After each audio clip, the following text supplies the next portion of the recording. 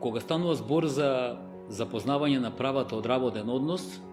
мора прво да знаеме дека работниот однос се случува и се склучува помеѓу работодавачот и работникот, меѓутоа во претходен договор, и дека треба да се случува исклучиво кога се задоволни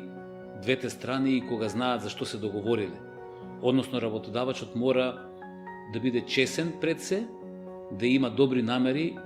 за да објасни на работникот кои ќе му бидат задачите, за колку време, за која плата, на кој начин и во која насока ќе се развива тој работен договор или тој работен однос. Меѓутоа, пред се мора да се знае дека тоа е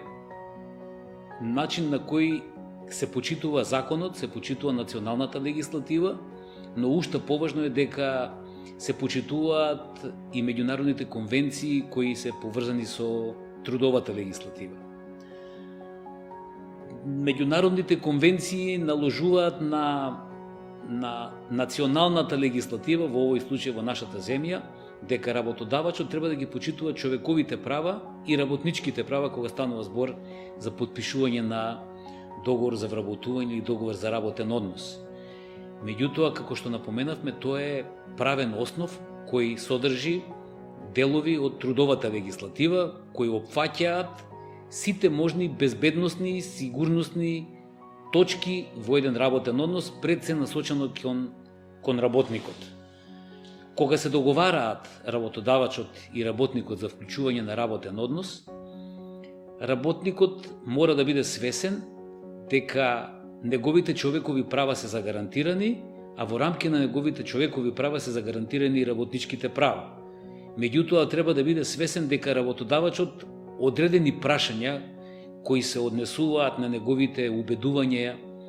искажувања или изјаснувања или ориентации, воопшто не треба да бидат точка на тој договор или точка пред се на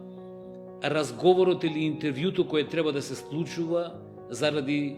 склучување на работен однос. Единственото на кое мора да се посочи поголемо внимание и да се биде фокусиран за време на преговорите, за време на интервјуто, е дека работодавачот треба да понуди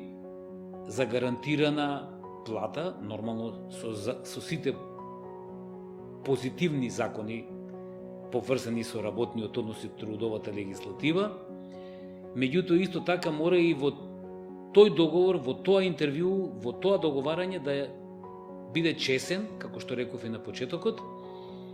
дека треба да ги покаже, да ги објасни и да ги предложи точните работни задачи,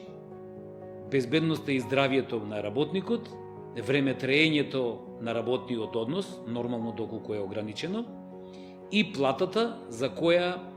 работникот може да преговара, да покаже свој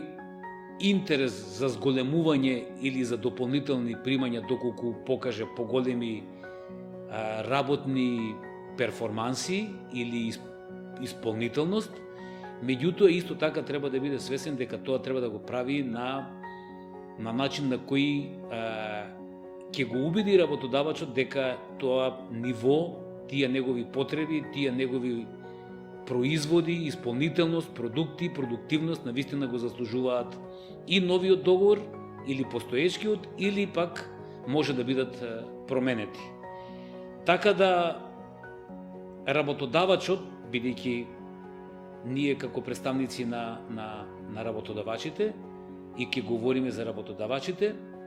мора да бидат свесни дека работниците се најголемиот капитал на една компанија. И договорот за вработување е гаранцијата дека тие навистина сериозно вложиле, сериозно се грижат и сериозно постапуваат во еден однос или во повеќе односи кон своите вработени. И би напоменал дека работниот однос е договорот кој секогаш може да биде подобрен заради суштината, благородноста и исполнителноста пред се на работниците, меѓутоа исто така и свеста за важноста на своите вработени од страна на работодавачите.